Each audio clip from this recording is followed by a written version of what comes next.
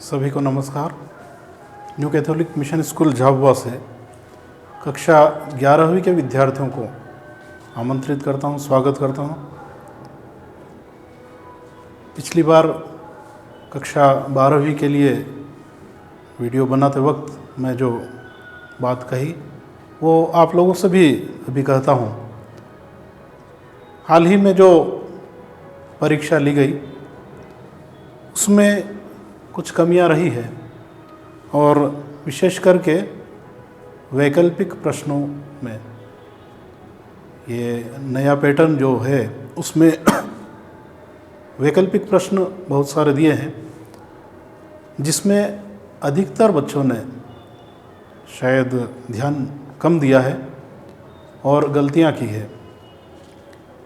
इसलिए आप लोग थोड़ा ध्यान दें इस पैटर्न के बारे में, विशेषकर वैकल्पिक प्रश्न, ऑब्जेक्टिव टाइप क्वेश्चन जो दिए जाते हैं।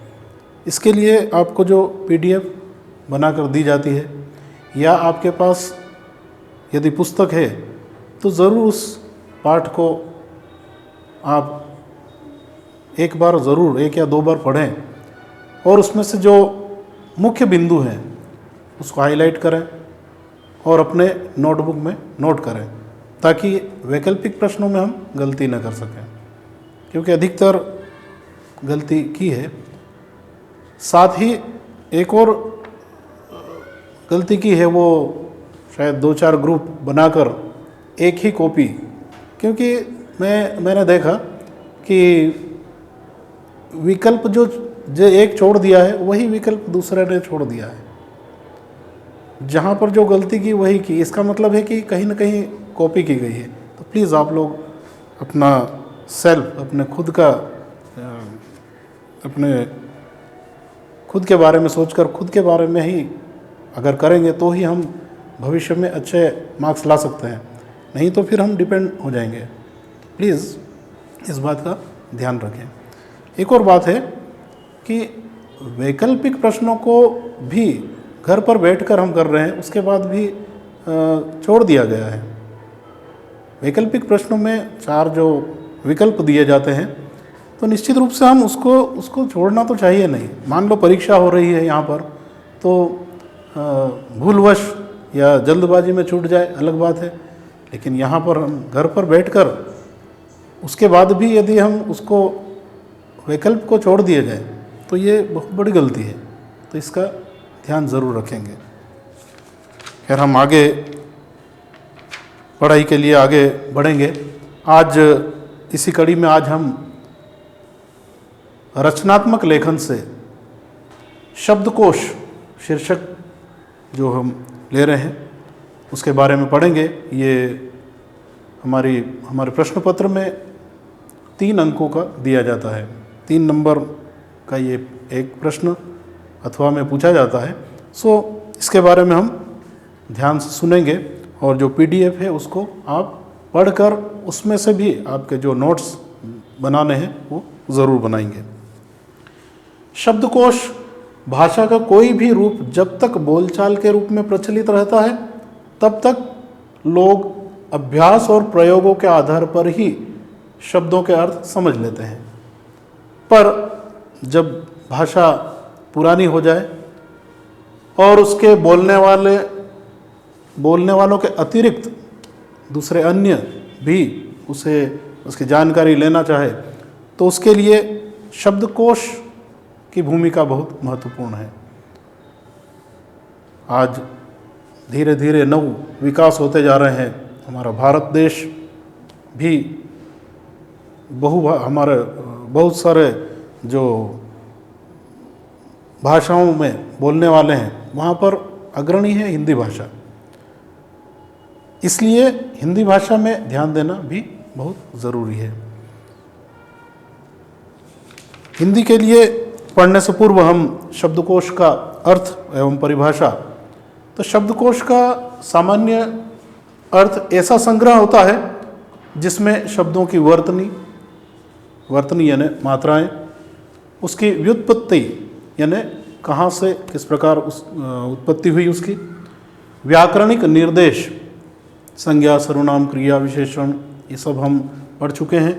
तो ये व्याकरण निर्देश अर्थ, परिभाषा, प्रयोग के आधार पर हम विभिन्न पर्यायवाची, अनेकार्थी, विपरीतार्थी या विलोम इन शब्दों का उल्लेख किया जाता है और इनकी जानकारी हमें सहज रूप से शब्दकोश से प्राप्त हो जाती है।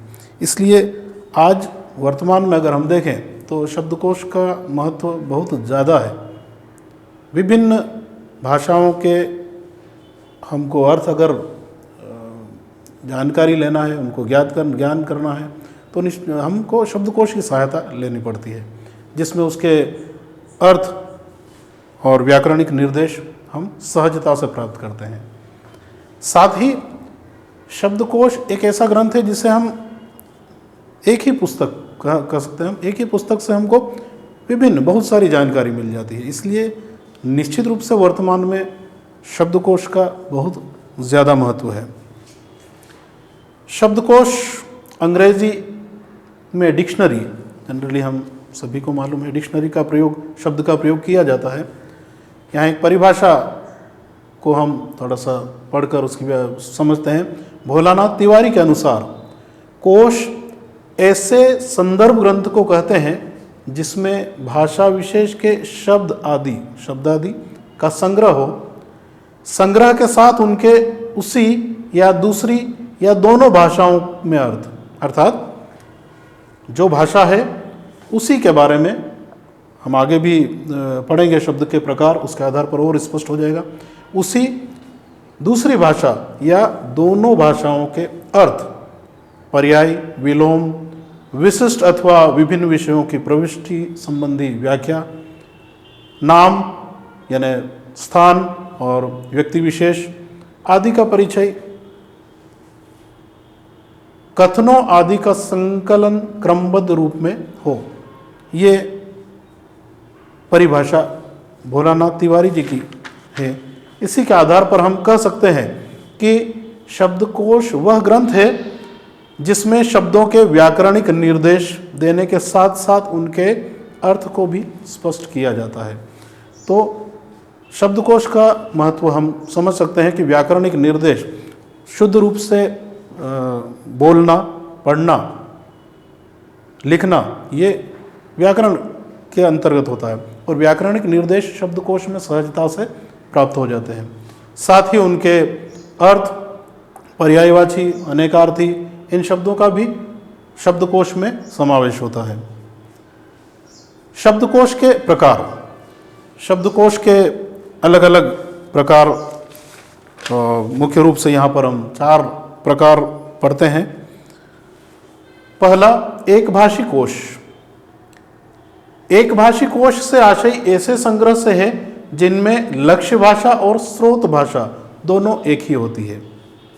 जैसे हिंदी से हिंदी, इसमें वही लक्ष्य यानी प्राप्त करने की भाषा और स्रोत जहाँ से हम प्राप्त कर रहे हैं दोनों एक ही होता है।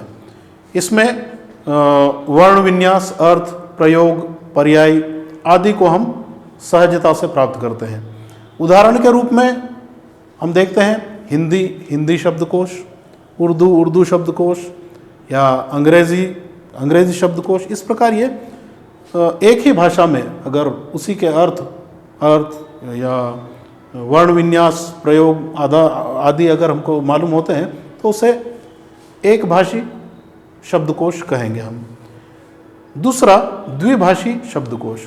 जैसे ही हम पहली परिभाषा के अनुसार ही हम स्पष्ट समझ सकते हैं, द्विभाषी ऐसे संग्रह से है जिसमें स्रोत भाषा सम्यक रूप से यानी ठीक प्रकार से वर्ण विन्यास, अर्थ, प्रयोग, पर्याय आदि लक्ष्य भाषा में प्रस्तुत किए जाते हैं, अर्थात हमें जो प्राप्त करना है उस भाषा में दिए जाते हैं। जैसे हिंदी अंग्रेजी शब्दकोश, फिर हिंदी उर्दू शब्दकोश।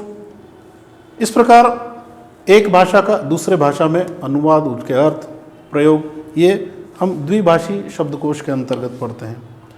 तीसरा है पारिभाषिक शब्दावली। विशिष्ट अर्थ में प्रयुक्त होने वाले शब्दों को पारिभाषिक शब्द कहते हैं। जैसे जैसे सांस्कृतिक या आर्थिक रूप से जैसे जो विकास हुआ है, उसमें विकास होने के साथ साथ अनेक आविष्कार होते हैं और साथ ही साथ उनके शब्दावली भी भिन्न प्रकार की थोड़ी बदल जाती, नए शब्द आते हैं। तो ये नए शब्द ही वास्तव में पारिभाषिक शब्द कहलाते हैं। वैज्ञानिक तौर पर या हम कहेंगे पहले जैसे कंप्यूटर का है, तो कंप्यूटर में प्रयोग की गई शब्दावली वो सभी पारिभाषिक शब्दावली कहलाती है। जो तकनीकी शब्द हमको विभिन्न तकनीकी क्षेत्र में, वो भी पारिभाषिक शब्दों के अंतर्गत, या किसी साहित्य विशेष से नए शब्द हैं, वो भी पारिभाषिक शब्द कहलाते हैं।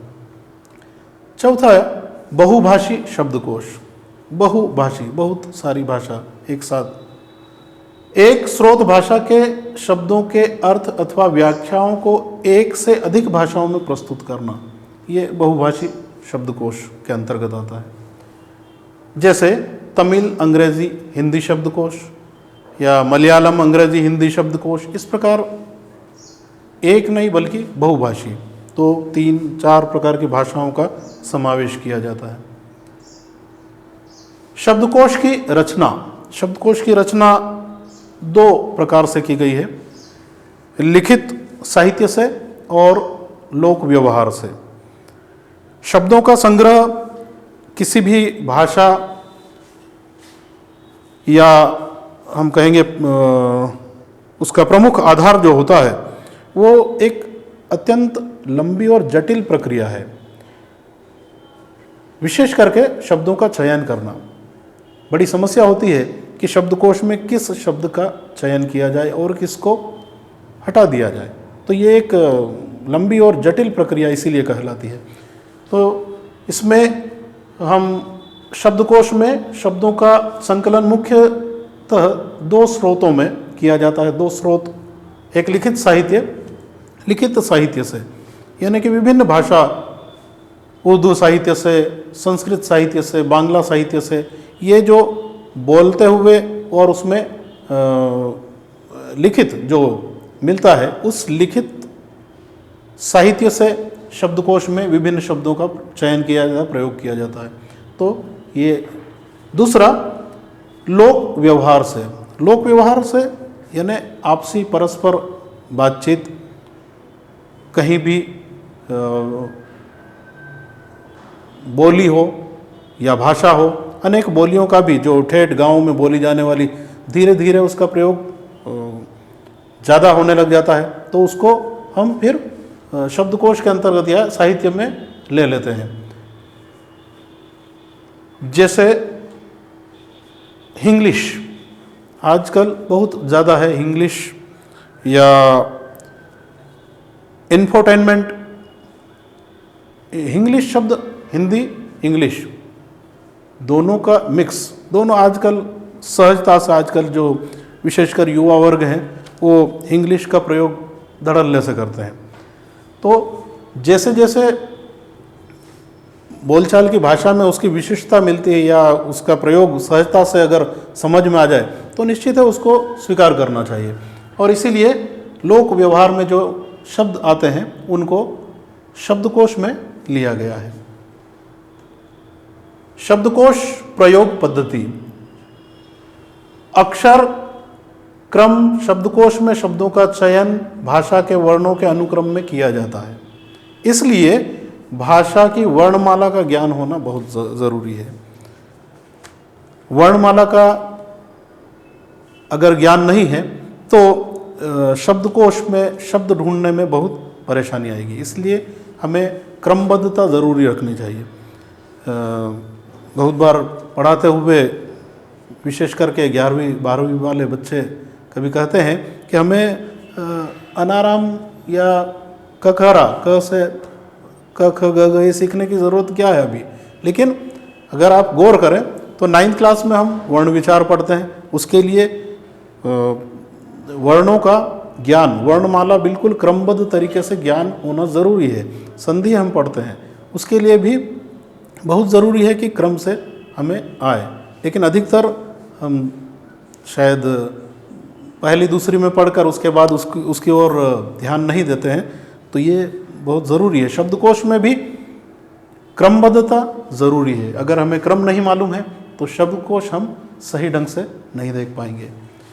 यहाँ हिंदी भाषा में अगर हम देखें तो स्वरों को व्यंजन से पहले लिया गया है।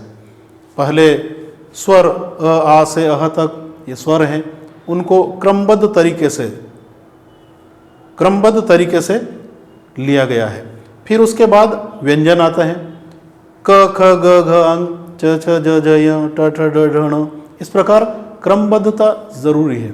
अगर हमें क्रम नहीं मालूम है तो हमें काफ़ी परेशानी आएगी और शब्दकोश का महत्व वास्तव में घटेगा उस समय। हम देखें हिंदी में इन वर्णमाला में कुछ नवविकसित, जैसे 2 नवविकसित वर्ण ध्वनियाँ हैं, ड़ और ढ़, और फिर आगत ध्वनियाँ जो उर्दू में नुक्ता जो लगता है, विशेष करके ख, ज और फ। इन शब्दों का भी हमें ध्यान रखना चाहिए कि वो डिक्शनरी में कहाँ पर किस क्रम में आते हैं। तो ड़ और ढ़ ये क्रमशः इसमें हम देखेंगे ड और ढ, इसके बाद ड के बाद ड़ और ढ के बाद ढ़ लिया गया है। साथ ही आगत ध्वनियाँ आई हुई, यानी विशेषकर यहाँ पर देखें उर्दू अरबी से जो नुक्ता लगता है ख, ज, फ, इसी को क्रमशः अगर हम ढूंढेंगे तो ख के बाद ख, ज के बाद ज, इस प्रकार हम उसे व्यवस्थित रूप से क्रमबद्ध तरीके से ढूंढ पाएंगे। आगे है संयुक्त व्यंजन क्ष, त्र, ज्ञ और श्र। ये 4 संयुक्त व्यंजन हैं जिनको शब्दकोश में क्रमशः हम वर्ण विच्छेद करते हैं। क्ष, क और श, त्र, त और र से मिला हुआ है, ज्ञ, ज और य से मिला हुआ है, श्र, श और र से मिला हुआ है। इसीलिए जहाँ से पहले शुरुआत होती है उसी क्रम में उसी को लिया जाता है। सो क के बाद आपको क्ष क्रम डिक्शनरी में मिलेगा, शब्दकोश में मिलेगा। इसी प्रकार त के बाद त्र, ज के बाद ज्ञ और श के बाद श्र का प्रयोग किया जाता है। अनुनासिक और अनुस्वार और अनुनासिक अनुस्वार अंग बिंदु और अनुनासिक अंग, ये ध्वनियाँ शब्दकोश में वर्णों में सबसे पहले ली जाती है। उदाहरण के लिए यदि अ ले रहे हैं तो अ से पहले अंग, क ले रहे हैं कंग, या ख के बाद खंग। इस प्रकार सबसे पहले इनका प्रयोग किया जाता है, अनुस्वार और फिर अनुनासिक। इन बातों को ध्यान में रखते हुए हम डिक्शनरी को या शब्दकोश को सही ढंग से पढ़ेंगे। उसके अलावा शब्दकोश में 2-3 बातें और बहुत महत्वपूर्ण होती है जिसे हम सहजता से व्याकरणिक ढंग से बोलेंगे। व्याकरण किस प्रकार, संज्ञा, सर्वनाम, क्रिया, विशेषण, कौन सा शब्द है, उसको भी डिक्शनरी में या शब्दकोश में लिया गया है।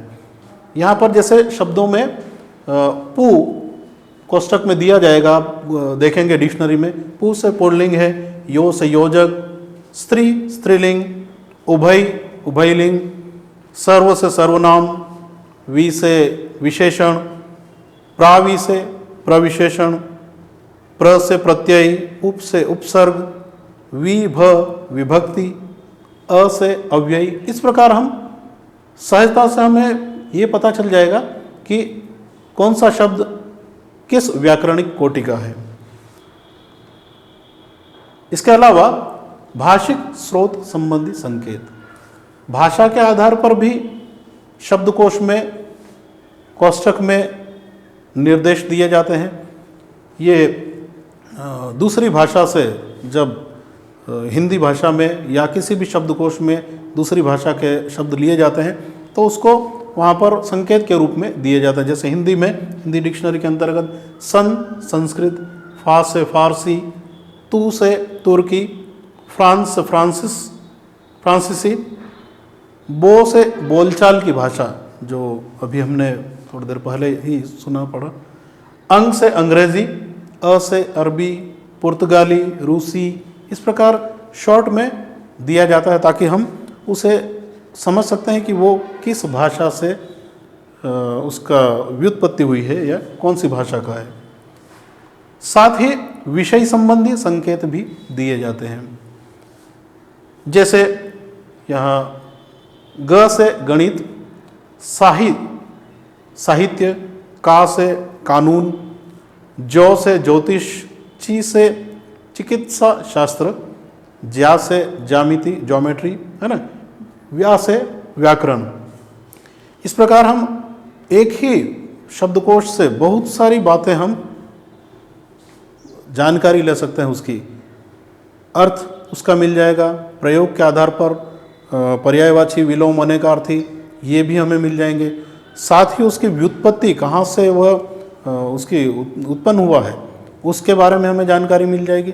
तो एक ही पुस्तक में हमें बहुत सारी जानकारी मिल जाती है। इसीलिए शब्दकोश का महत्व बहुत ज़्यादा है। वर्तमान में मैं पहले ही बताया कि शब्दकोश वर्तमान समय में बहुत अत्यंत महत्वपूर्ण है।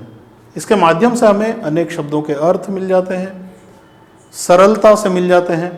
साथ ही हमें शब्दों के विषय में जो संपूर्ण जानकारी मिल जाती है। और सबसे बड़ी बात है कि हमें एक ही पुस्तक से वहीं बैठे बैठे एक जगह हमें पूरी जानकारी मिल जाती है। हमें इधर उधर भटकना नहीं पड़ेगा। सामान्यतः हम यदि कुछ कोई जानकारी नहीं है तो हम सीधे हमारे बड़े जो मम्मी पापा हैं, बड़े भाई बहन हैं, उनसे पूछते हैं। लेकिन यदि हमें डिक्शनरी का प्रयोग हम जानते हैं तो सहजता से हम इन बातों की जानकारी ले सकते हैं। तो डिक्शनरी या शब्दकोश हमारे जीवन के लिए, हमारे लिए कितना महत्वपूर्ण है, ये हम समझ सकते हैं। ये केवल समझना भी है और साथ में हमारी प्रश्न पत्र में भी इसके बारे में पूछा जाएगा। इसलिए कम से कम 1-2 बार आप ज़रूर पढ़ें। साथ ही मैं PDF में भी भेजूँगा। यदि किसी के पास पुस्तक या कुछ मटेरियल नहीं है तो आप उससे आप लोग ज़रूर पढ़ेंगे। धन्यवाद।